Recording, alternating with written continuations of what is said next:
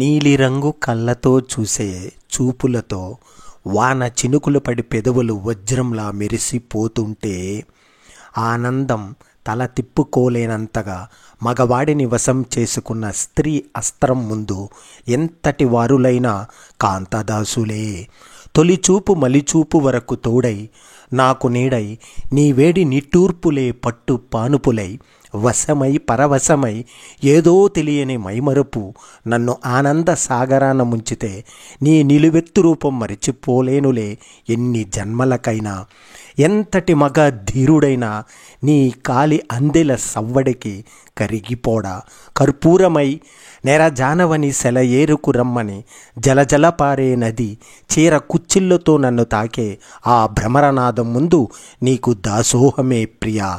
చెంగు చెంగున పరిగెత్తే బంగారు లేడి పిల్లల పురివిప్పి నాట్యమాడే నెమలి పించపు నడకతో నా హృదయాన్ని తాకే లేత సింధూరపు కిరణంలా జోలపాడే జానవై నెరజానవై నా కోసమే పుట్టినట్టు దివి నుండి బూకి వచ్చిన అప్సర కన్యవై ఒక్కసారి కళ్ళు విదిలించి ఇది కలయా అనుకుని వేకువ జామున కానీ కన్య కలలు నిజమాయే అనుకొని ఈరోజు జరగబోయే పెళ్లి చూపులకు బయలుదేరాడు. ఆ ముఖంలో పెళ్లి కళ ఉట్టి పడుతుంటే తన ఊహల్లో రాకుమారి, తన మదిలో మెరిసిన అందాల పుత్తడి బొమ్మ ఒక్కటైతే జీవితమే ఆనందాల వెదజల్లే పూల ఉద్యానవనం కాదా. ఎన్నో ఆశలతో కలలో కని చూసిన ఆ అమ్మాయి రెట్టింపు అందముతో నన్ను కట్టి పడేస్తుందని అనుకోలేదే. అమ్మాయి అయినా అబ్బాయి అయినా చూడాల్సింది ఒక్కటే, వ్యక్తిత్వం, ఆలోచనలు. అమ్మాయి అబ్బాయిలో అందాన్ని చూడడంలో తప్పులేదు, కానీ అంతకు మించిన ఆత్మస్థైర్యం, అతడి విచక్షణ, అతడి అలవాట్లు, అతడి ప్రాధాన్యాలు, ఇంకా అతడి తల్లిదండ్రుల పట్ల అతడి తీరు, ఇవన్నీ ఆలోచించాల్సి ఉంటుంది. ఎందుకంటే తల్లిదండ్రులని, జీవితాన్ని ప్రేమించలేనివాడు అమ్మాయిని ప్రేమిస్తాడని ఎవరూ అనుకోరు కదా. ఇంకా అతని గతాన్ని చూసి ప్రస్తుత పరిస్థితిని గమనించి ఒక డిసిషన్ తీసుకోమని అంటాను. ఇంకా అబ్బాయి అమ్మాయిని చదవడం అనేది జరగని పని, కానీ ఆమె భావాలని, ఆలోచనని, ఆమె స్వతంత్రకి తాను భంగం కలిగించకుండా తన ఉద్యోగ స్వేచ్ఛని, తన సమయాన్ని అన్నీ అర్థం చేసుకోవాలి. అలాగే ఆమె గతాన్ని పట్టించుకోకుండా తనకు ఊతమిచ్చేలా ఉండాలంటారు. నా వరకు అయితే అబ్బాయి కొంచెం ఓర్పుగా ఉండాలి. ఎందుకంటే అన్ని వేళలా సర్దుకుపోయే గుణం ఈ మధ్య హాస్టల్లో ఉండే కొంచెం అబ్బాయిలకు ఉంటుంది. అదే పెళ్ళి అయ్యాక కూడా అలవర్చుకోవాలి. ఎందుకంటే అలసిపోయే అన్ని ఇంటి పనులు ఆ అమ్మాయి చేయకపోవచ్చు. ఇంకా చెప్పాలంటే అబ్బాయిలు రూముల వల్ల వంట వార్పు అన్నీ సులభంగా వస్తున్నాయి. వంట తెలియని అమ్మాయిలు ఎక్కువే ఉన్నారు. అందువల్ల ఈ విషయంలో కొంచెం ఓర్పు ఉండాలి. ఇంకో విషయంలోనూ చెప్పాలంటే జీతభత్యాల విషయం మీద చాలా రభసలే నడుస్తున్నాయి. అబ్బాయిలైతే అమ్మాయి ఎలా ఉండాలి అలా ఉండాలి అని కోరుకొని ఊహల్లో తేలద్దని అంటారు. ఎందుకంటే రియాలిటీ ఒకటిని, ఎక్స్పెక్టేషన్ ఇంకొకటి అయితే బాధపడాల్సిందే. అందుకని అంత ఊహల్లో తేలిపోకు. ఫస్ట్ జీవితంలో సక్సెస్ చూస్తే లైఫ్లో పెద్ద సక్సెస్ కాకపోయినా పెద్దగా దెప్పి పడవరు. అందుకే సంపాదన అనేది ముఖ్యము. ఒక్కటి మాత్రం నిజం, రోజులు మారే కొద్దీ మగాడి సంపాదన పెరుగుతుంది, కానీ ఆడవారి అందం పెరగదు. అదొక్క విషయాన్ని గుర్తుంచుకొని డెసిషన్ తీసుకోవాలి. ఒక మగాడు అమ్మాయి మంచిదే అయితే చాలంటాడు, కానీ ఆడవాళ్ళు చాలా ఎక్కువ ఎక్స్పెక్ట్ చేస్తారు. అందం, 6 అడుగులు, మంచి వ్యక్తిత్వం, బీభత్సమైన హోదా, డబ్బు, ఇలా అన్నీ ఉన్నవాడు మిమ్మల్ని ఎందుకు ప్రేమిస్తాడు? అందుకే నేల మీద నడవండి, గాల్లో మేడలో కట్టద్దు. వచ్చేవాడు ఎలాగో ఒక యావరేజ్ అబ్బాయి, కానీ ఉన్నాళ్ళలో మంచివాడిని ఎంచుకోవాలి. అలా కాదు మాకు రాముడు లాంటి వాడు రావాలంటే జరగదు. ఎందుకంటే లోకంలో ఎక్కువ కష్టాలు రాముడు భార్యకే వచ్చాయి. అందువల్ల కొంచెం కమిట్మెంట్ ఇచ్చి ఎప్పుడో గుర్తొచ్చే బంగారం ఇచ్చేవాడి కంటే మర్చిపోకుండా రోజుకు రోజా పువ్వు ఇచ్చి నిన్ను ప్రేమిస్తున్నా అని చెప్పేవాడినే చేసుకోమంట. ఎందుకంటే ఇంత సంసారంలో డబ్బు, బంగారం అన్నిటికంటే ప్రేమ, కమిట్మెంట్ ముఖ్యమైనవి. అందుకని నేను చెప్పేది ఏమిటంటే choose committed fellow or make fellow to give a commitment. నేటి యువతీ యువకులు తమ జీవిత భాగస్వామిని తామే ఎన్నుకోగలమని నమ్ముతున్నారు. పావుగంటో అరగంటో పెళ్లి చూపుల కన్నా ఎక్కువ కాలం ఒకరితో ఒకరు కలిసి తిరిగితే ఆశలు, ఆశయాలు, అభిరుచులు, అభిలాషలు బాగా అర్థం చేసుకుని ఒకరి మనస్సు ఒకరు తెలుసుకోగలము అని నొక్కి వక్కానిస్తున్నారు. ఆ పద్ధతిలోనే పెళ్ళిళ్ళు చేసుకుంటున్నారు. కానీ ఆ పెళ్ళిళ్ళలో కూడా కొన్ని విఫలమవుతున్నాయి. దీనికి కారణం ఏమిటో తెలుసా? ఒక్కసారి తెలుసుకుందాం. సొంతంగా వెతుక్కోవడం తప్పు కాదు, వెతుక్కునే పద్ధతి తప్పు. మంచి కాలేజీలో సీటు సంపాదించడం, మంచి మార్కులతో ఉత్తీర్ణులవ్వడం, ఆ తర్వాత ఎన్నో కాంపిటీషన్ పరీక్షలు రాసి ఉద్యోగం సంపాదించడం, ఇవన్నీ కూడా ఒక ఎత్తు. ఈ నేపథ్యంలో జీవితం అంటే ఒక పోరాటం. ఆ పోరాటంలో గెలవడం, మనకొచ్చిన ఫలితాన్ని పక్క వాళ్ళతో పోల్చుకోవడం అనేటువంటి దృక్పథం మనసులో ఒక ప్రవృత్తిగా మారిపోతుంది. ఇలాంటి దశలో పెళ్లి సంబంధాలు, పార్ట్నర్ని ఎంచుకోవడం కూడా అదే పక్కిలో జరుగుతుంది. కానీ పార్ట్నర్ అనేది జీవితంలో సాధించవలసిన ఒక ట్రోఫీ కాదు. జీవితాన్ని ఒక ధర్మబద్ధంగా జీవించడానికి ఒక సహధర్మచారిని అన్వేషణ కోసం అన్నట్టుగా ఉండాలి. అంతేకాని నీ విద్య, ఉద్యోగ విజయాలు మాదిరిగా నీ పార్ట్నర్ను కూడా ఒక సాధించవలసిన కిరీటంగా భావించకూడదు. ముందుగా మన మీద మనకు అవగాహన అనేది తప్పక ఉండాలి. మన జీవితంలో పెళ్ళి అనేది ఎంత ముఖ్యమో తెలుసుకోవాలి. అమ్మాయి కానీ అబ్బాయి కానీ వారి లైఫ్ పైన ఒక అవగాహన ఉండాలి. అసలు నాకు పెళ్ళి అవసరమా? నేను ఇంకో వ్యక్తి జీవితంలో ఎంతవరకు అవసరం? అవతల వ్యక్తికి నాకు ఎంత అవసరం అని ఆలోచించాలి. అవసరం కోసం చేసుకుంటున్నామా, లేదా నా బాధ్యత కోసం చేసుకుంటున్నామా, లేదా పెద్దలు ఒప్పించితే చేసుకుంటున్నానా? ఇద్దరికి సమాన బాధ్యతలు ఉండాలి, ఓపిక ఉండాలి, సంస్కారం ఉండాలి. నా పర్సనల్ సలహా, పెళ్ళి అనేది మన మనస్సుకు నచ్చి జరగాలి. పెద్దల కోసమో లేదా బలవంతంగానో దయచేసి చేసుకోకండి. ఏదో చేసుకోవాలి కాబట్టి చేసుకుంటున్నా అనే భావనతో మాత్రం చేసుకోవద్దు.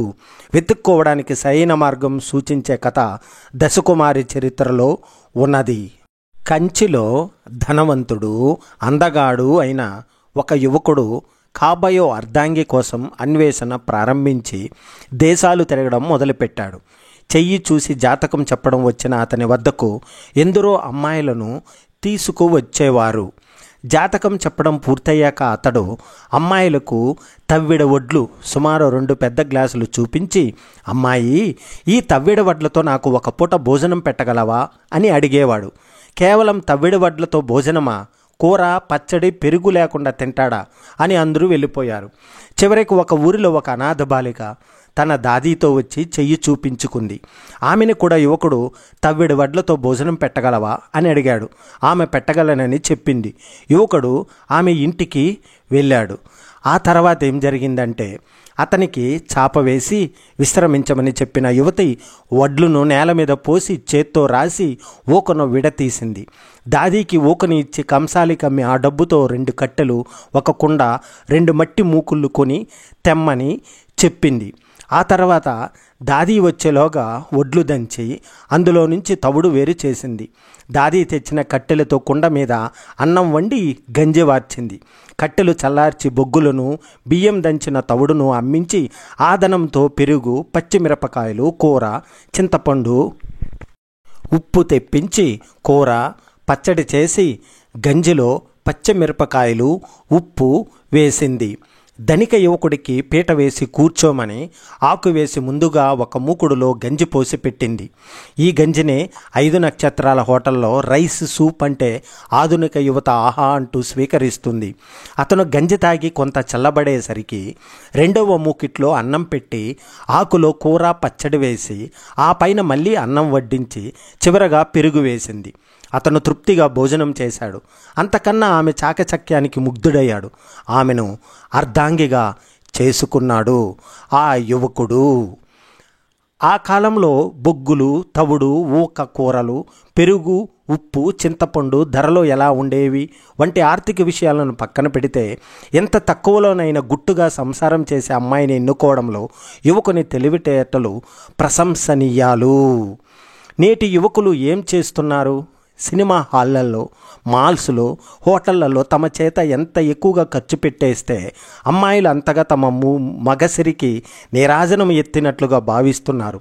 ఏదో కొన్ని సాయంత్రాలు అలా ఖర్చు పెట్టడం అంత కష్టం కాకపోవచ్చు, కానీ వివాహం తర్వాత కూడా ఖర్చుదారీ పద్ధతులు మారవు. అప్పులు, క్రెడిట్ కార్డులు ఎన్ని ఉన్నా చాలా టెన్షన్తో సతమతమైపోతుంటే సంసారం నిలుస్తుందా? భార్య బిడ్డల కోసం సంపాదించడం భర్త వంతు. ఆ సంపాదనలోనే ఆడంబరాలకు పోకుండా ఇల్లు సర్దడం భార్య వంతు. ఈ సూత్రమే కొంచెం మార్పులు చేసుకుని యువతలు కూడా అమలు చేయాలి. కట్న కానుకల మీద, అమ్మాయి ధన సంపాదన మీద ఆశపడే వారిని దూరంగా ఉంచడం మంచిది. వివాహ ధర్మంలో చెప్పిన అర్ధేచ నాతిచరామి సూత్రమిదే. మీ పెళ్ళికి మీరే కర్త, కర్మ, క్రియ.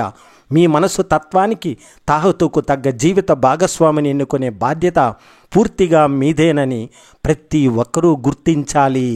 మీ దగ్గర వారికి మీ పెళ్లి విషయమై గొంతెమ్మ కోరికలు ఉంటాయి. వాటిని నచ్చజెప్పుకునే నేర్పు ఉండాలి. లేకపోతే పెళ్ళైన తర్వాత భార్యాభర్తల మధ్య అవి అసంతృప్తులుగా, అపోహలుగా, ఒకరి మీద ఒకరికి గౌరవం పోగొట్టేవిగా పరిణమించవచ్చు. నా కారు డ్రైవరు బెంజ్ కారు నడపాలని కోరుకునేవాడు. కనీసం కొత్త కారు కొనమని మాటిమాటికి ఉచిత సలహా ఇచ్చేవాడు. నా తాహతకు మించి కారు మార్చే బదులు వాడిని పనిలోంచి తీసేసి నా కారు నేనే నడుపుకోవటంలో మానసిక ప్రశాంతత దొరికింది. అబ్బాయి పెళ్ళంటే తమంతట తాము తీర్చుకోలేని ఎన్నో కోరికలను తీర్చుకునే అవకాశంగా చూస్తుంటారు. పెళ్ళి అంతిమ లక్ష్యం అదే కాదన్న విషయం పెళ్ళికి ముందే తెలుసుకోవడం మంచిది. ఎంతోమంది కుర్రాళ్ళు పెళ్లి చూపులకు తోడుగా వచ్చిన వారి మాటల ధోరణి కారణంగా పెళ్లి సంబంధాలు చెడిపోయి వృద్ధ బ్రహ్మచారులుగా మిగిలిపోతుంటారు. అందువల్ల మీ పెళ్లికి మీరే లీడర్ అని గుర్తిరిగి ముందుకు సాగండి. నేటి తరం ఎప్పుడు ముందు తరాల కంటే విజ్ఞానాన్ని, వేగాన్ని కలిగి ఉంటారు. అయితే ముందు తరం వాళ్ళకంటే నేటి తరంలో చిన్న తప్పులకే కృంగిపోవడం, ఓటమిని భరించలేకపోవడం, ఏదైనా త్వరగా అయిపోవాలి అనే ఆతృత ఎక్కువగా ఉండటం ఈ చెడు లక్షణాలు. చేసిన పనికి త్వరగా ఫలితం కాకుండా సహనంతో నిదానంగా ఎదురు చూడాలి. అప్పుడే మనం సరి అయిన ఫలితాన్ని అందుకుంటాం. ఇది నేటి తరంలో యువత అర్థం చేసుకోవాలి. మనం వినియోగించే కాలాన్ని దుర్వినియోగం చేసుకోకుండా అవి మంచి పనులకు, ఇతరులకు సహాయం చేయడానికి, లేక మన ఉన్నతికి ఉపయోగపడేలాగా ప్రతి నిమిషాన్ని మనం గడపాలి. జీవితంలో సఫలీకృతం అవ్వడం అంటే కేవలం డబ్బు సంపాదించడం కాదు. మన చుట్టుప్రక్కల వారిని, స్నేహితులని, బంధువులని, తల్లిదండ్రులని అందరినీ కలుపుకుంటూ అందరితో సంతోషంగా, తృప్తిగా జీవించడం కూడా సఫలీకృత జీవితంగా మనం గుర్తించాలి. మీరు కోరుకున్నప్పటికీ మీరు దేనిని నియంత్రించలేరు. జీవితం మరియు మరణం ప్రకృతి యొక్క విధి. అందుకే తెలివైన వ్యక్తి ఎవరైనా చనిపోయినప్పుడు కూడా ఏడవడు. లేదా ఈ యాడ్ చెడు మన దేశం రేపటి గురించి చింతిస్తున్నాం. అందుకే ఏది జరగబోతుందో అది ఎప్పుడు జరుగుతూనే ఉంటుంది. మరి ఇది ఏది జరగకూడదు, అది ఎప్పటికీ జరగదు. దేనిని అర్థం చేసుకున్న వ్యక్తి తన మనసులో ఈ సంకల్పాన్ని కలిగి ఉంటాడు. అతనికి ఎప్పుడు చింత ఉండదు. మనల్ని వెంటాడే దుఃఖం లేదు. మన దుఃఖాలన్నింటికీ ఇదే కారణం.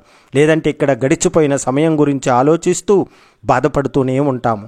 భవిష్యత్తు గురించి చింతిస్తూ మనల్ని మనం అనారోగ్యానికి చేసుకుంటున్నాం మరియు మనల్ని మనం నాశనం చేసుకుంటున్నాం. మన గతాన్ని మార్చలేము లేదా భవిష్యత్తును నియంత్రించలేము. మనం వర్తమానంలో మాత్రమే జీవించాలి. ఎందుకని అంటే ఒత్తిడి మరియు చింతలో గతం మరియు భవిష్యత్తు గురించి ఆలోచించడం వల్ల కలుగుతాయి. మనం ఎల్లప్పుడూ దానిలో జీవిస్తాం. మీరు వర్తమానంలో ఉన్నప్పుడు ఎప్పుడు జీవించవద్దు. ఇల్లు అనేది ఆకలి తీర్చే భోజనశాల కాదు, సుఖాన్ని ఇచ్చే వసతి కాదు. అది ధర్మాన్ని నేర్పించే పాఠశాల, సంసార యజ్ఞాన్ని చేయించే పర్ణశాల, అంత శక్తినిచ్చే ధ్యాన మందిరం, తానెవరో తెలిపే జ్ఞాన నిలయం, నిన్ను రక్షించే అమ్మఒడి, మోక్షాన్ని ఇచ్చే గర్భగుడి. వదిలి ఉండలేని ప్రతి ఇష్టాన్ని అలవాటైనా చేసుకోవాలి లేదా భరించడమైనా నేర్చుకోవాలి. ఆపదకు సంపద నచ్చదు, సంపదకు బంధం నచ్చదు, బంధానికి బాధ నచ్చదు, బాధకు బ్రతుకు నచ్చదు, బ్రతుకుకు చావు నచ్చదు, చావుకు పుట్టుక నచ్చదు. కానీ అన్నీ అనుభవించాలి. దేవుడు పులికి విందు కోసం మాత్రమే జింకను పుట్టించి ఉంటే జింకకు వేగంగా పరిగెత్తే కాళ్ళను ఇచ్చి ఉండడు. సమస్యను ఇచ్చే పరిష్కార మార్గాన్ని కూడా ఇచ్చేవాడే దేవుడు. బొగ్గుని మండుతున్నప్పుడు ముట్టుకుంటే చెయ్యి కాలుతుంది, చల్లగా ఉన్నప్పుడు ముట్టుకుంటే చెయ్యి నల్లబడుతుంది. చెడ్డవానితో ఎలా ఉన్నా కూడా ముప్పే. కొండంత ప్రేమ గుండెల్లో ఉండటం కన్నా కొంచెం ప్రేమను కనిపించేలా చూపించాలి. మనం ఎంత ప్రేమిస్తున్నామన్నది కాదు, ఎంత ప్రేమను వాళ్ళకి అందేలా చూపిస్తున్నాం అన్నదే ముఖ్యం. తనకు తానే మర్చిపోయి తన భర్త సుఖమే తన సుఖం, తన భర్త జీవితమే తన జీవితం అనుకుని తన సుఖాలన్నింటినీ వదులుకునేదే నిజమైన భార్య. ఎవరైతే మన కోసం శ్రద్ధ తీసుకుంటారో వారినే మనం ఏడిపిస్తాం. తల్లి, తండ్రి, భార్య ఎవరైతే మన కోసం శ్రద్ధ తీసుకోరో వారి కోసం మనం ఏడుస్తాం. అదే సంతానం. ఎవరి కోసమైతే మనం శ్రద్ధ తీసుకుంటామో వారు మన కోసం ఎప్పుడూ ఏడవరు. అదే సమాజం. వినే ఓపిక లేనివాడు ఎప్పటికీ అజ్ఞానిగానే మిగిలిపోతాడు. చెప్పే ధైర్యం లేనివాడు ఎప్పటికీ పిరికివాడుగానే ఉండిపోతాడు. జీవితం అంటే ఒక సమస్య నుండి ఇంకో సమస్యకు ప్రయాణమే.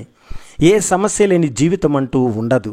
ఎంతటి సమస్యనైనా ఎదుర్కోవడానికి నీ కళ్ళు, కాళ్ళు, చేతులు అన్నీ సిద్ధంగానే ఉంటాయి. మొద్దుబారిపోయేది మెదడు మాత్రమే. ప్రతి సమస్యకు ఒక పరిష్కారం ఉంటుంది. పరిష్కారం లేనిది సమస్య కాదు. ఆలోచించండి. నవ్వుతూ సమస్యలను ప్రతి ఒక్కరూ పరిష్కరించుకోండి మిత్రమా.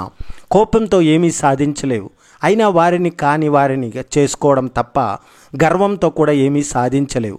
అందరిలో ఒంటరిగా మిగలడం తప్ప. కలిసి వచ్చినోడు లైఫ్లో కొంచెం తొందరగా సెటిల్ అవుతాడు. కష్టపడేవాడు కొంచెం లేటుగా సెటిల్ అవుతాడు. గేదెకి గడ్డి దొరికినంత తొందరగా సింహానికి జింక దొరకదు కదా మిత్రమా. గుర్తుపెట్టుకో, సంకల్పం అనేది విజయానికి తొలిమెట్టు. అది లేకుండా ఎన్ని అడుగులు వేసినా వాటికి ఆధారం అనేది ఉండదు కదా. నీకు కష్టం అనిపించే నీ ఉద్యోగం ఒక నిరుద్యోగి జీవితకాల స్వప్నం. నీకు విసుగు తెప్పించే నీ పిల్లలు లేని దంపతుల మధుర స్వప్నం.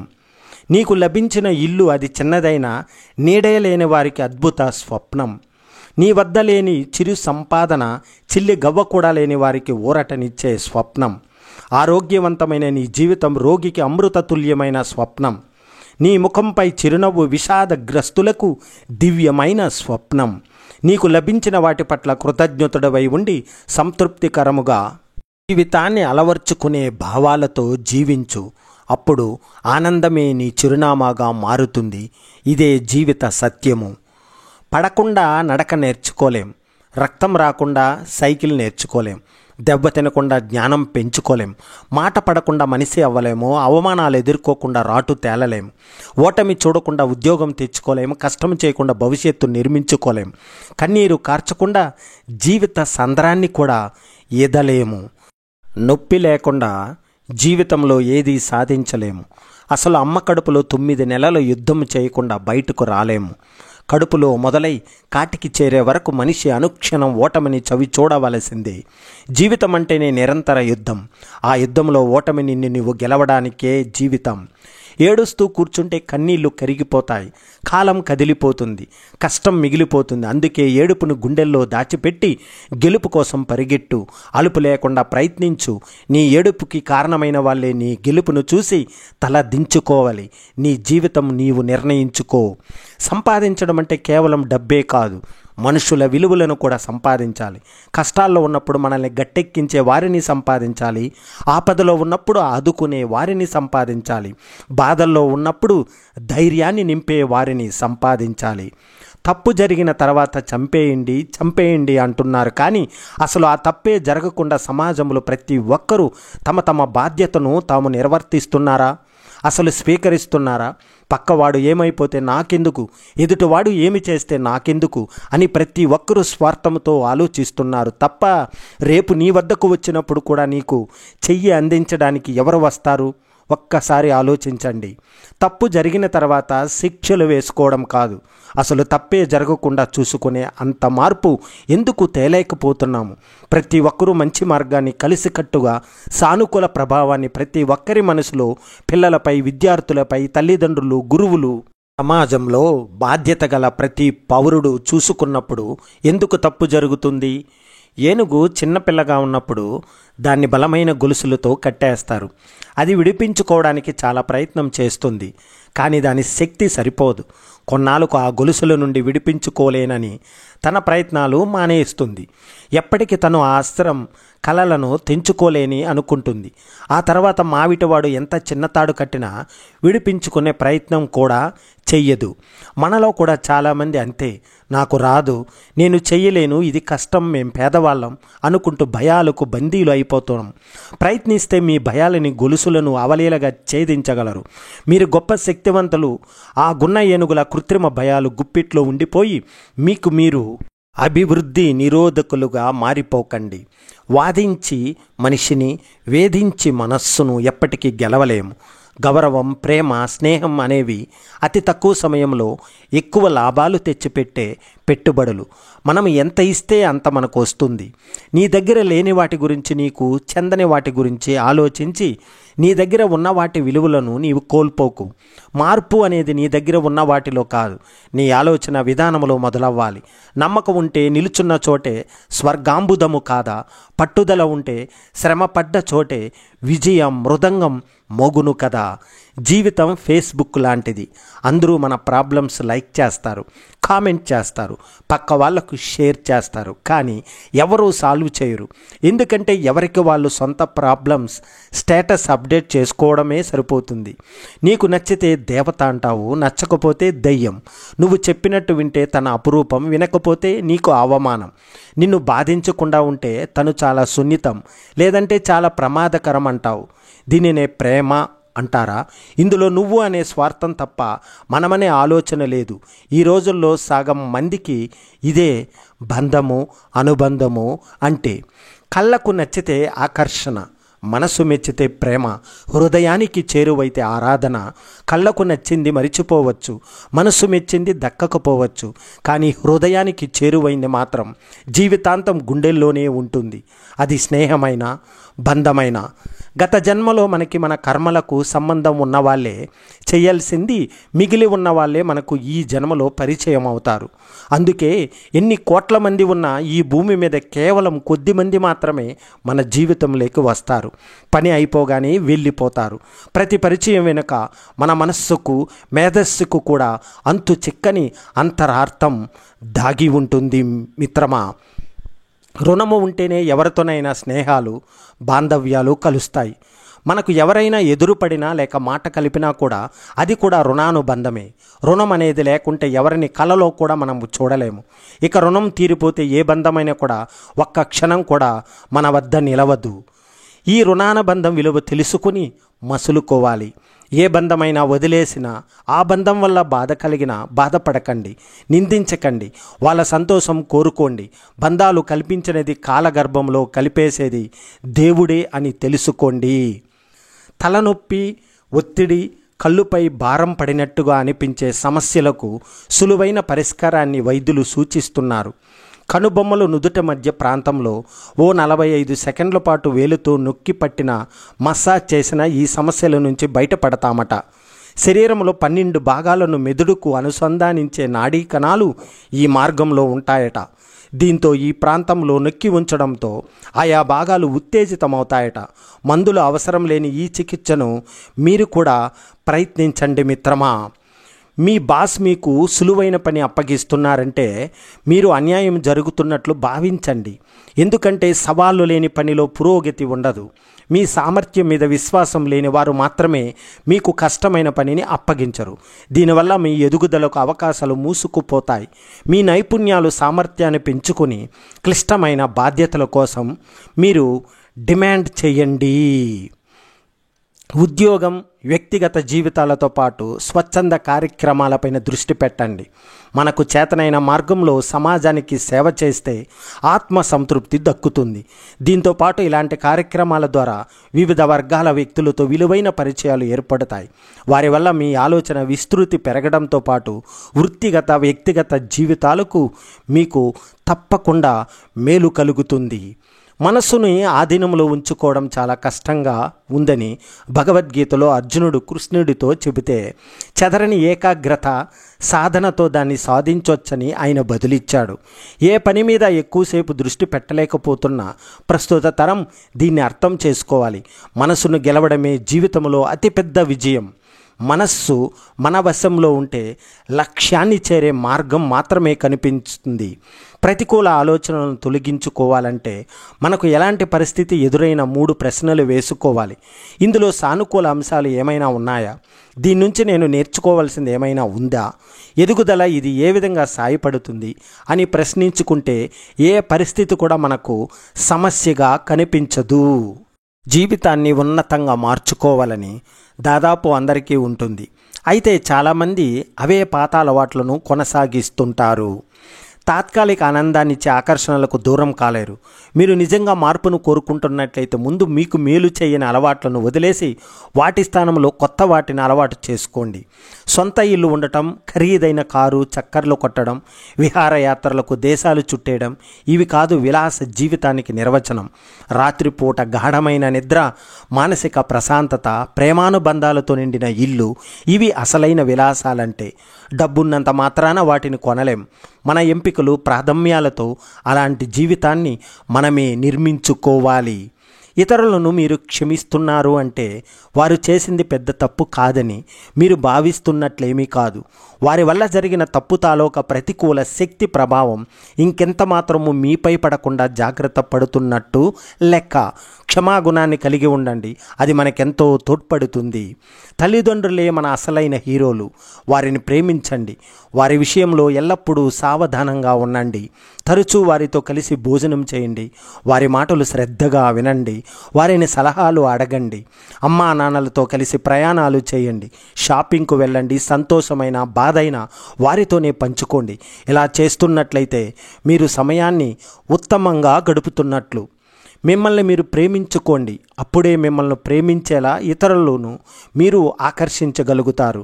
మీపై మీకుండే ప్రేమ మీ శరీరానికి, మనస్సుకు, గుండెకు దివ్య ఔషధం లాంటిది. మీరు ఎలాంటి వారో, మీ విషయంలో ఎలా ప్రవర్తించాలో అది ఈ ప్రపంచానికి చాటి చెబుతుంది. నూతన సంవత్సరం సమీపిస్తుండగానే చాలామంది మంచి ప్రణాళిక రూపొందించుకుంటారు.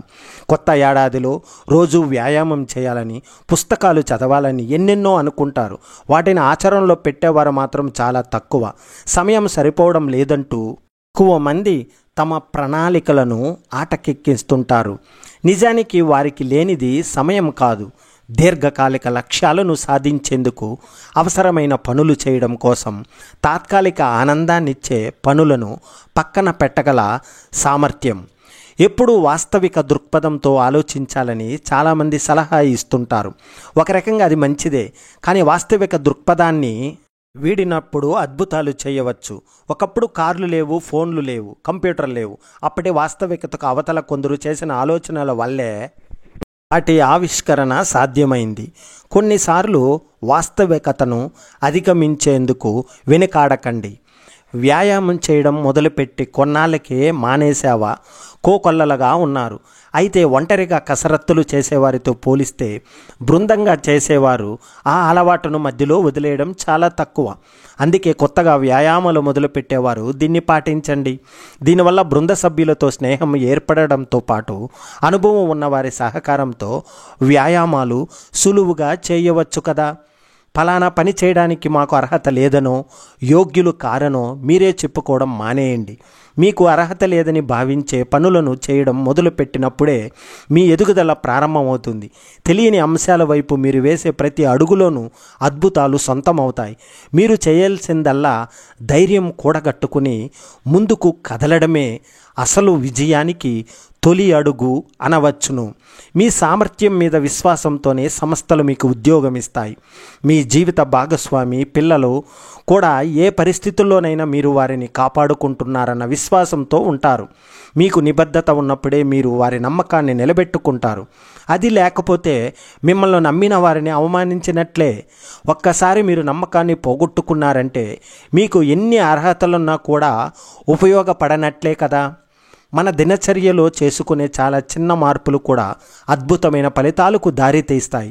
ప్రతిరోజు ఒక్కో శాతం మనల్ని మెరుగుపరుచుకోవడానికి ప్రయత్నించినా చాలు, కాలక్రమంలో మనకు మనమే అర్థమైపోయే విధంగా మారిపోతాం.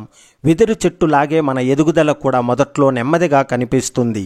స్థిరమైన ప్రయత్నాలతో భవిష్యత్తులో అది అనూహ్యంగా వేగం పుంజుకుంటుంది. చాలామంది తాము ధనవంతులు కాకపోవడానికి కారణాలుగా చెప్పేవి దురదృష్టం, వ్యాపారానికి ప్రభుత్వ సహకారం లేకపోవడం, సంపాదన నైపుణ్యాలను విద్యా సంస్థల్లో నేర్కపోవడం, సమస్య లేకపోవడం. కానీ వాస్తవిక కారణాలు ఇవి: ఎక్కువ పనికి సిద్ధపడకపోవడం, విలువైన నైపుణ్యాలను నేర్చుకోకపోవడం, ఎదుగుదలకు ఉన్న అవకాశాల గురించి అన్వేషించకపోవడం, నష్టాలకు వైఫల్యాలకు భయపడడం. తల్లిదండ్రులు పెట్టే తిండి పదార్థాలను బట్టే పిల్లలు ఆహారపు అలవాట్లు ఏర్పడతాయి. చక్కెర, కార్బోహైడ్రేట్లు అధికంగా ఉండే ఆహారాన్ని పిల్లలకు అలవాటు చేస్తే అవే కావాలంటూ వారు మారం చేస్తారు. వాటి బదులు పాలు, మాంసం, ఉడకబెట్టిన గుడ్డు, పులుసు లాంటి ఆరోగ్యకర కొవ్వులు, ప్రోటీన్లు ఉండే ఆహారం, పండ్లను అలవాటు చేయాలి. దీనివల్ల వారు జీవితాంతం అనారోగ్యకర అలవాట్లకు దూరంగా ఉంటారు. మనందరికీ జీవితంలో 3 బాధ్యతలు ఉంటాయి: మన బాగోగులు, కుటుంబ సంక్షేమం, సమాజ శ్రేయస్సు. చాలామంది మొదట రెండింటి మీద పెట్టిన శ్రద్ధ మూడో బాధ్యత మీద పెట్టరు. బాగా సంపాదించాకే సమాజం గురించి ఆలోచిద్దాం అనుకోకుండా యుక్త వయసు నుంచే 3 బాధ్యతలు సమన్వయం చేసుకోవడం వైపే దృష్టి పెట్టాలి. ఆనందంగా ఉండటం కన్నా ఇతరులకు ఉపయోగపడటాన్ని లక్ష్యంగా పెట్టుకోవాలి. ఆర్థిక స్వేచ్ఛ దిశగా చేసే ప్రయాణంలో చాలా దశలున్నాయి. డబ్బు సంపాదన, సాధ్యమైనంత ఎక్కువ పొదుపు, మంచి మదుపు మార్గాలని అన్వేషించి పెట్టుబడి పెట్టడం, వాటి ద్వారా సంపద పెరిగేలా చూసుకోవడంతో పాటు స్థిరమైన ఆదాయాన్ని పొందడం, అలా పెట్టిన డబ్బును వృధా చేయకుండా మళ్ళీ మదుపు వైపు మళ్లించడం. ఈ 5 ఎక్కువ తప్పటడుగు వేసిన ఆర్థిక స్వేచ్ఛ అనేది సాధ్యం కాదు. ఏదో ఒకరోజు అనే ఆలోచన ధోరణి ఓ జబ్బు లాంటిది. అది మనం బతికుండగానే మన కలల్ని చంపేసే మహమ్మారి. ఏదో ఒకరోజు ఫలానా పని చేస్తా, ఏదో ఒకరోజు అది నేర్చుకుంటా అనే వాయిదా మన మనస్తత్వాన్ని వీడండి. మీరు చేయాలనుకున్న పనిని ఇప్పుడు చేసి విఫలమైనా పర్వాలేదు, దాని నుంచి ఏదో ఒక పాఠం నేర్చుకుంటారు. కానీ ఇంకెప్పుడైనా చేస్తానని సర్ది చెప్పుకోవడం మిమ్మల్ని మోసం చేసుకోవడమే. మన మెదడు కంప్యూటర్ లాంటిది. విస్తృతంగా పుస్తకాలు చదవడం ద్వారా దాన్ని ఎప్పటికప్పుడు అప్డేట్ చేసుకోవాలి. మనకొచ్చే ఆలోచనలకు, భావాలకు అక్షర రూపంలో స్పష్టతనివ్వడం ద్వారా దాన్ని శుద్ధి చేసుకోవాలి. తగినంత విశ్రాంతి తీసుకోవడం ద్వారా దాన్ని రీఛార్జ్ చేసుకోవాలి. అప్పుడే మన మెదడు చురుగ్గా పనిచేస్తుంది. మీలోని 100% సామర్థ్యాన్ని వెలికి తీయడానికి ఇవి పాటించండి. సవాళ్లను స్వీకరించండి. అవి మీకోసమే వేచి ఉన్న అవకాశాలు. మీ పనితీరుపై ఇతరుల అభిప్రాయాలు తెలుసుకోండి. సద్విమర్శలు మీ ఎదుగుదలకు దోహదపడతాయి. అడ్డంకులు ఎదురైతే ఆగిపోకండి. పరిస్థితులకు అనుగుణంగా మనల్ని మార్చుకోగలడమే నిజమైన శక్తి. పరిపూర్ణత కన్నా పురోగతి ముఖ్యం. ప్రయత్నాలను ఆపకపోవడమే ఉత్తమం. మీ పట్ల మీరు అయిష్టతతో ఉన్నారంటే మీ నుంచి మీరు దూరమయ్యారని అర్థం. మీకు మీరు దగ్గర కావాలంటే మీతో మీరు గడిపే సమయాన్ని పెంచుకోండి. ఏకాంతాన్ని ఇష్టపడండి. ధ్యానంలో నిమగ్నం అవ్వండి. మీ ఆసక్తులు, అభిరుచులపై దృష్టి పెట్టండి. జీవితంలోని ప్రతి దశను ఆస్వాదించండి. మిమ్మల్ని మీరు ఎంతగా ప్రేమిస్తే మీరు అంత శక్తివంతులవుతారు అని ప్రతిరోజు అనుకోండి. భవిష్యత్తు గురించి ఆందోళన చెందడం వల్ల వచ్చే సమస్యలు ఆగిపోవు సరికదా. ఈరోజు ప్రశాంతతను కూడా కోల్పోతాం. ఆందోళన చెందినంత మాత్రాన సమస్యలు పరిష్కారం కావు. ఆలోచనలకు పదును పెట్టి ఆచరణకు పూనుకుంటేనే ఎలాంటి సమస్యలైనా తొలగిపోతాయి. అందుకే ప్రస్తుత క్షణం పైన దృష్టి పెట్టండి. మీ పిల్లలు మీరు వారిని ఇష్టపడాలని, ప్రేమించాలని గాఢంగా కోరుకుంటుంటారు. కానీ అది మాటల్లో చెప్పలేరు. మీరు ఫోన్ పక్కన పెట్టి వారు చెప్పే మాటలు వినాలని, వారితో కలిసి ఆడుకోవాలని, డ్యాన్స్ చేయాలని అడుగుతుంటారు. తాము తల్లిదండ్రుల ప్రేమను కోరుకుంటున్నామని చెప్పడానికి పిల్లలు వాడే భాష అది. దాని అర్థం చేసుకోగలిగిన వారే తల్లిదండ్రులుగా బాధ్యతలు నెరవేర్చిన వారవుతారు. ధనవంతులుగా ఎదిగిన వారికి, పేదవారిగానే ఉండిపోయిన వారికి ముఖ్యమైన వ్యత్యాసం వారు భయాన్ని ఎదుర్కొనడంలోనే ఉంటుంది. సవాళ్లను స్వీకరించడానికి భయపడేవారు పేదలుగానే ఉండిపోతారు. సవాళ్లు లేని వారిని ఎంచుకుంటే ఎదిగే అవకాశాలు కోల్పోతావేమో అని భయపడకండి. నిరంతర అసంతృప్తికి చాలా సులువైన మార్గం మన జీవితాన్ని ఇతరులతో పోల్చుకుంటూ ఉండటం. మనం జీవించాల్సింది ఇతరుల మెప్పు, సమ్మతి కోసం కాదు. ఆత్మ సంతృప్తికి మించిన విజయం లేదు. ఇతరులు మీ జీవితం గురించి ఏమనుకుంటున్నా అన్నది పట్టించుకోకండి. మీ ప్రయాణంపైనే దృష్టి పెట్టండి. మీరు సాధించే చిన్న చిన్న విజయాలను వేడుకలా చేసుకోండి. అప్పుడే మీకు ఆత్మ సంతృప్తి అనేది కలుగుతుంది. బయట అంతా కోలాహలంగా ఉంది, నా మనసే బాలేదు, అద్దం ముందు నిల్చుందన్న మాటే కానీ ఆలోచనలన్నీ ఎక్కడికెక్కడో ఎగురుతున్నాయి. ఇంతలో హ్యాపీ న్యూ ఇయర్ అన్న అరుపులు వినపడడంతో ఈ లోకంలోకి వచ్చింది. అలా కిటికీలోంచి చూడగానే ఆకాశంలో మెరుపులో రంగులు ముగ్గులేసినట్లు కనిపిస్తుంది. వాటినే తదేకంగా చూస్తూ ఉండిపోయిందేమో. తెలియకుండానే పెదాలపై చిరునవ్వు విరిసింది. గమనించుకున్నాక ఈసారి మనస్ఫూర్తిగా నవ్వుకుంది. అప్పటిదాకా ఈ ఏడాది ఏం చేయాలనే ఆలోచనకు తనకు అప్పుడే సమాధానం దొరికింది. మరి అదేమిటో తెలుసా? చిన్న చిన్న ఆనందాలను ఆస్వాదించాలి అనేదాన్ని కాగితం మీద రాసుకొని సంబరపడిపోయింది. అప్పటి వరకు అలసట పెంచే ఉద్యోగం, వైవాహిక జీవితంలో ఇబ్బందులు, చేజారిన అవకాశాలు ఇవే గుర్తొచ్చాయి. తనకు తన రోజులు ఎంత కఠినంగా ఉన్నాయో మాత్రమే మధ్యలో ఈ ఆలోచనలో పడే అన్నింటిపై చెయ్యి కోసం పరిగెత్తి మనశ్శాంతిని కోల్పోయింది. కానీ ఒక చిన్న టపాకాయ తన జీవితాన్ని మార్చేసింది. అప్పటిదాకా ఏదో ఒక మ్యాజిక్ జరగాలి, తన పరిస్థితి మొత్తం మారిపోవాలి, పట్టలేనంత ఆనందంతో జీవితం నిండిపోవాలి అనుకుందట. కానీ దాన్ని వెతుక్కోవాల్సింది తనే అని అర్థమయ్యాక మనసంతా తేలికబడింది. ఉదయాన్నే చలివేళ తనని తాకిన వెచ్చని సూర్యకిరణం, బస్సులో పాపాయి, బోసి నవ్వు, బాగా కుదిరిన కాఫీ, ప్రతిదీ ముఖంపై చిరునవ్వు తెప్పించేదే. ఇలా రోజు సాగితే జీవితంలో ప్రతి కష్టమైన దశను దాటగలమన్న ఆశ కనిపిస్తుంది కదా అనుకుందట. చూస్తుండగానే గిర్రున కాలచక్రం తిరిగింది. మరో కొత్త ఏడాది రానే వచ్చింది. ఈసారి వెనక్కి తిరిగి చూసుకుంటే తనకి అంతులేని ఆనందమే కనిపించింది. నేనే కాదు, ఎవరి విషయంలో అయినా అంతే. ఎంతసేపు ఏం లేవు అని ఆలోచిస్తూ వెళితే ఎప్పుడూ లోటే కనిపిస్తుంది. కష్టం, అపజయం ఎవరు కోరుకుంటారు? కానీ ఒక్కసారి దాన్ని దాటాక చూడండి, అదే భవిష్యత్తులో పాఠము, గుణపాఠము అవుతుంది. అంతేకాదు, ఎన్నిసార్లు అరెరే వీటిలో పడే అనవసరంగా ఆ క్షణాలను వదిలేసి మా అన్న పశ్చాత్తాపం అనిపిస్తుంది. అలాంటి వాటికి చోటి వద్దంటూ ప్రతి క్షణాన్ని ఆస్వాదించాల్సిందే. చిన్న నవ్వు, విరబూసిన పువ్వు, ఆత్మీయ స్పర్శ, అందమైన సూర్యోదయాలు, సాయంత్రాలు, ఇవన్నీ ప్రత్యేకంగా ఏ దూర తీరాలకు ప్రశాంత వాతావరణం కోసమో వెతుక్కుంటూ వెళ్లాల్సిన పని ఏమీ ఉంటుంది? మరి కొత్త ఏడాదిలో మనము ఇలా ప్రయత్నిద్దామా? చిన్న చిన్న ఆనందాలను ఆస్వాదిద్దామా? జీవితం ఎవరికి పూలపానపు కాదు. ఏ సమస్యలు లేవని ఎవరైనా అంటే అది అబద్ధమే అనుకోవాలి. పేదవారికైనా ధనికులకైనా పక్షపాతం లేకుండా కష్టాలు ఏదో ఒక రూపంలో వస్తూనే ఉంటాయి. అది నిరంతర ప్రక్రియ. సుఖాలు అతీతులుగా వచ్చిపోతుంటాయి. మెజారిటీ జీవితాల్లో కష్టాలు, సుఖాలు అన్నీ సమానమే. పని భారం, కుటుంబ బాధ్యతలతో సతమతమవుతున్నప్పుడు తీవ్రమైన ఒత్తిడికి గురవడం సహజమే. అయితే దాని మన లోపలే అణిచిపెట్టుకుంటే అది మరింత చేటు చేస్తుంది. ఒత్తిడిని తట్టుకోలేక కొందరు అకారణంగా ఇతరులపై కోపగించుకుంటూ గట్టిగా అరుస్తుంటారు. దానివల్ల సంబంధాలు దెబ్బతింటాయి. ఒత్తిడిని సక్రమ మార్గంలో తగ్గించుకోవడానికి నడక, వ్యాయామం, ధ్యానాన్ని అలవాటు చేసుకోండి. మీరు నిత్యం ఉత్సుకతతో ఉంటేనే కొత్త నైపుణ్యాలను నేర్చుకుంటారు. నైపుణ్యాల వల్లే మన విలువ పెరుగుతుంది. మీ విలువ మీకు అవకాశాలను తెచ్చిపెడుతుంది. అవకాశాల ద్వారానే మీ సామర్థ్యాన్ని నిరూపించుకోగలరు. తద్వారా మీ ఆర్థిక, సామాజిక హోదా పెరుగుతుంది. పేరు ప్రతిష్టలు మీ సొంతమవుతాయి. అందుకే మీ వయస్సు, మీరున్న పరిస్థితులతో సంబంధం లేకుండా మీలోని ఉత్సుకతను కాపాడుకోండి. సమస్యలను పరిష్కరించినప్పుడు ఆనందం కలుగుతుంది. పరిష్కరించినప్పుడు అనే విషయాన్ని బాగా గుర్తుంచుకోవాలి.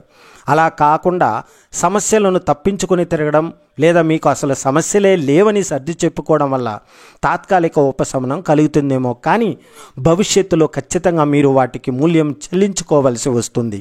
అందుకే సమస్యలను ఓ ఫజిల్లా భావించి వాటిని ఛేదించి మార్గాలను అన్వేషించాలి.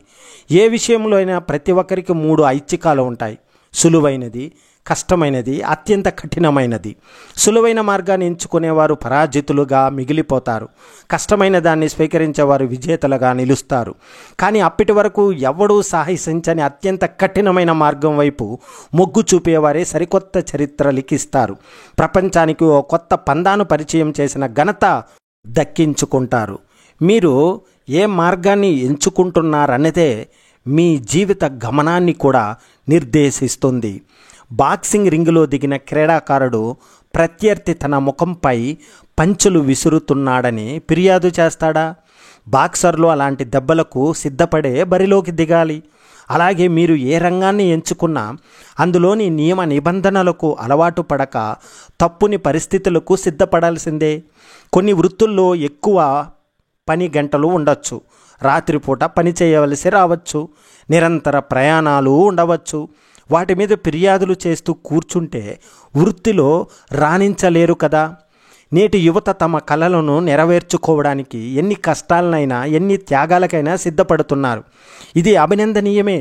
కానీ ఈ హడావుడి జీవితంలో తీవ్ర ఒత్తిడికి లోనవుతున్నారు. దీంతో పాటు ఆరోగ్యంపై శ్రద్ధ పెట్టడం లేదు.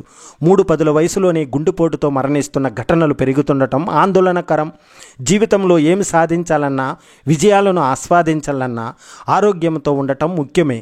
అందుకే ఆరోగ్యంగా ఉండండి. మీరు ఫిట్నెస్ను సాధించారంటే అర్థం మీరు బలంగా ఉన్నారని మాత్రమే కాదు, మీరు క్రమశిక్షణ కలిగిన వారని. మీరు ఓ లక్ష్యాన్ని నిర్దేశించుకుంటే దాన్ని సాధించడానికి ఎంత కష్టానికైనా సిద్ధపడతారని అర్థం. ఈ లక్షణాల వల్ల మీ మీద ఇతరులకు సదాభిప్రాయం ఏర్పడుతుంది.